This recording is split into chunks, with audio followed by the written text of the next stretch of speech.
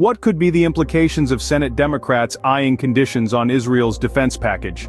Let's delve into this. Senate Democrats are considering placing conditions on a substantial $14.3 billion military aid package for Israel. This move comes amidst ongoing negotiations in Congress for a defense supplemental request. This request, proposed by President Biden, aims to provide aid not just for Israel but also for Ukraine, the Indo-Pacific, and the southern U.S. border. Different political players are expressing varied views on this issue. House Speaker Mike Johnson, for instance, has demonstrated an openness to a separate vote on Ukraine aid. However, Republicans are calling for policy changes concerning the southern border before passing the supplemental request.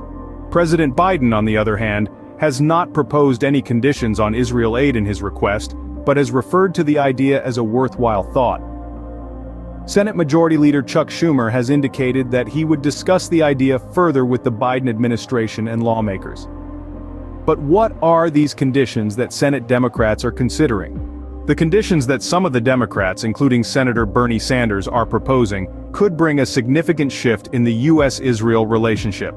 The crux of these conditions centers around two key points: an end to indiscriminate bombing and a firm commitment to peace talks for a two-state solution.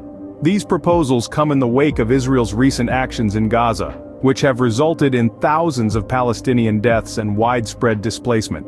Senator Tammy Duckworth has taken a proactive step by organizing a briefing with IDF officials. The meeting aimed to address concerns about Palestinian civilian casualties and the deteriorating humanitarian situation in Gaza.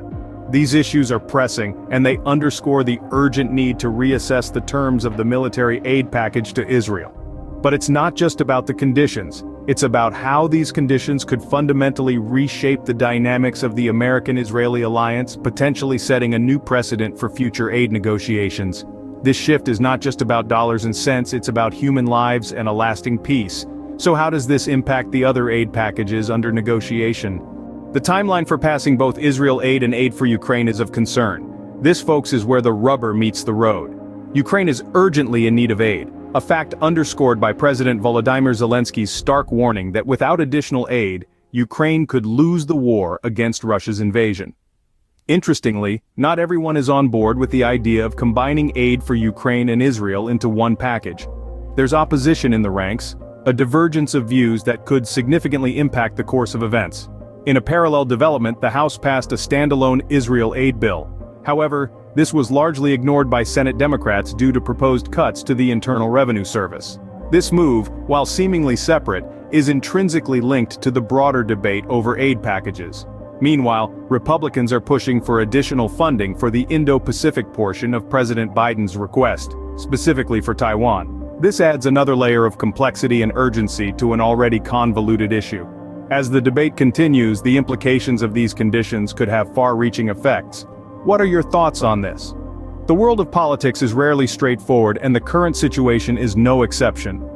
The decisions made in the coming days and weeks could have a significant impact, not just on the countries directly involved, but on global politics as a whole.